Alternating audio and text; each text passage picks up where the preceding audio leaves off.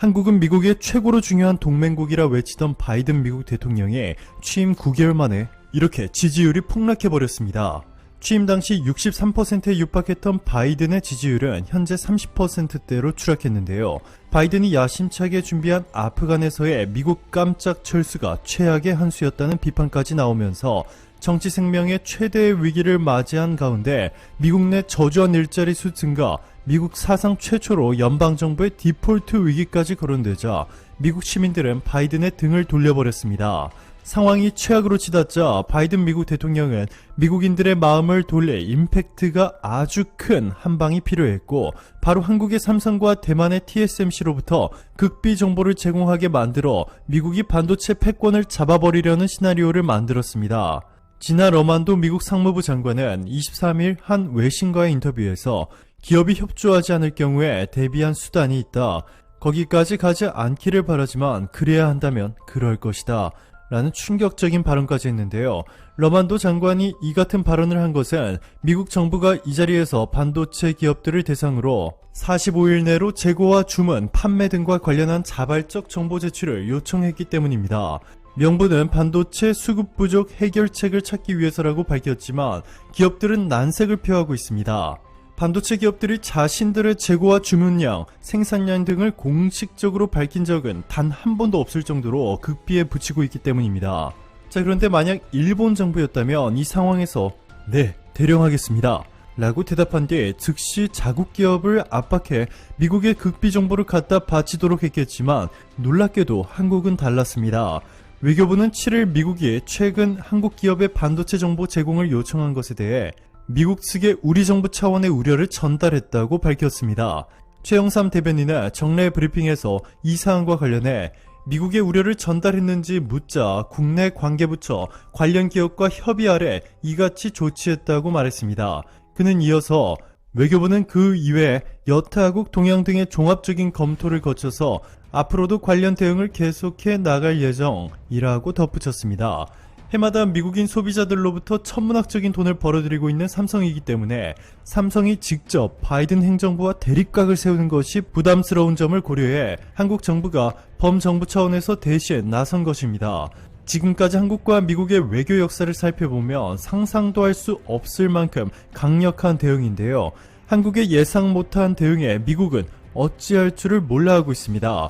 이수혁 주미 대사는 미국은 글로벌 경영에 굉장히 관심을 가지고 미국 내 공급망 확보를 위해 각국 기업을 컨트롤하거나 정보를 얻을까 고민해왔다 라며 자율이라는 전제를 달았지만 고도의 정보를 글로벌 기업들에 요청하고 있다고 말했습니다. 그러면서 미국은 공급망의 순기능을 위한 것이라고 설명하지만 기업엔 압박이 되고 있다며 기업이 대미 협력을 무시할 수 없어서 고민하고 있다고 덧붙였습니다.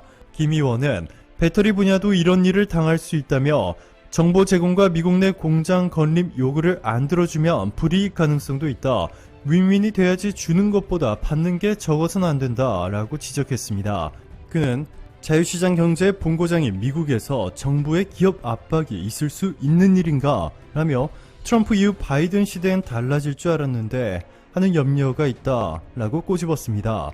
그동안 미국을 상대로 어떻게 해야 하나 마음고생만 했던 대만의 TSMC도 한국 외교부의 강력한 대응을 보자마자 미국에 폭탄 발표를 했습니다. 세계 1위 반도체 위탁 생산 기업 대만 TSMC가 고객 정보를 미국 정부에 넘기지 않을 방침입니다. 지난 1일 타이베이 타임스에 따르면 전날 TSMC가 미국 상무부의 반도체 제조 판매 기술 고객 관리와 관련된 설문에 응하지 않겠다고 밝혔습니다. 쿵밍신 대만 국가발전협의회 장관은 TSMC는 고객의 기밀 데이터를 공개하지 않으며 고객과 주주의 권리를 위태롭게 하는 관행에 관여하지 않을 것이라고 말했습니다. NDC는 TSMC의 핵심 주주라고 타이완 뉴스가 전했습니다. 타이완 뉴스는 TSMC는 정부의 전폭적인 지원을 받고 있으며 필요하다면 지원을 요청할 것이라고 전했습니다. 결국 한국과 미국의 상황은 완전히 뒤바뀌어 버렸습니다. 미국에서 물류 대란이 발생하면서 바이든이 초비상사태에 빠졌습니다.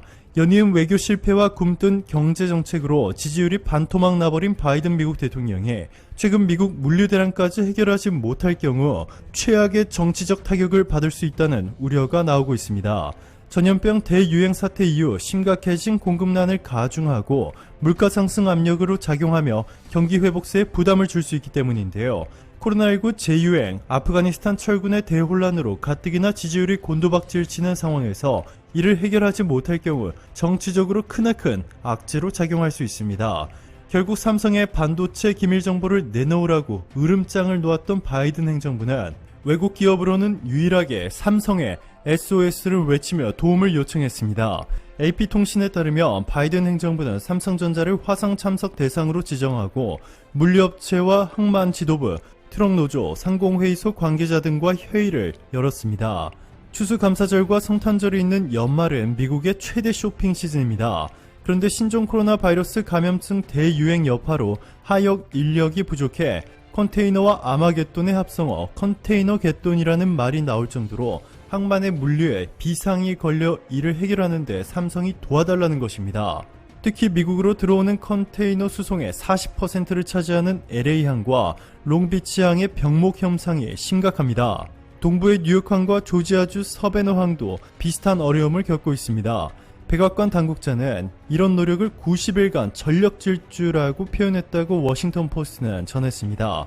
다만 워싱턴 포스트는 롱비치항이 현재 6개 터미널 중 한 곳만 주 4회 24시간 운영되는 실정이라면서 LA항도 얼마나 많은 터미널이 24시간 체제에 들어갈 수 있을지 알 수 없다는 우려도 전했습니다.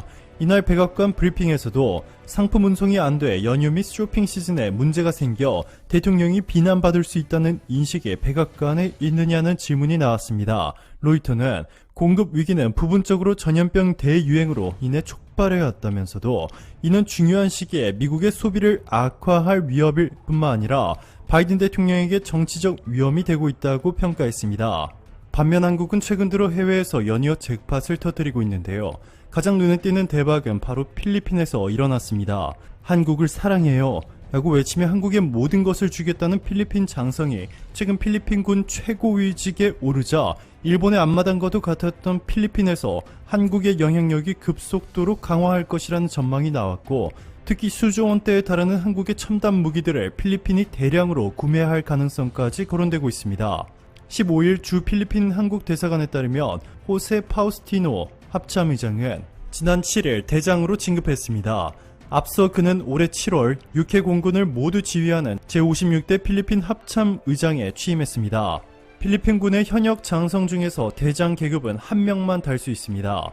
그는 지난 1988년 필리핀 통합사관학교를 졸업하고 육군 소위로 임관한 뒤에 제1레인저 연대장, 제10보병사단장 등 요직을 두루 거쳤습니다. 민다나오 동부지역 사령관 시절에는 지역 공산 반군을 소탕하고 지역 발전 계획을 수립한 공로를 인정받아 육군 사령관 참모총장에 오르기도 했습니다. 파우스티노 대장은 한국과의 인연을 늘 소중히 여기는 인물입니다. 그는 지난 2005년 8월부터 1년간 한국에 파견돼 육군대학 기본 및 정규 과정을 수료했습니다. 앞서 1년 동안 대전 한남대학교에서 한국어 과정을 이수했습니다.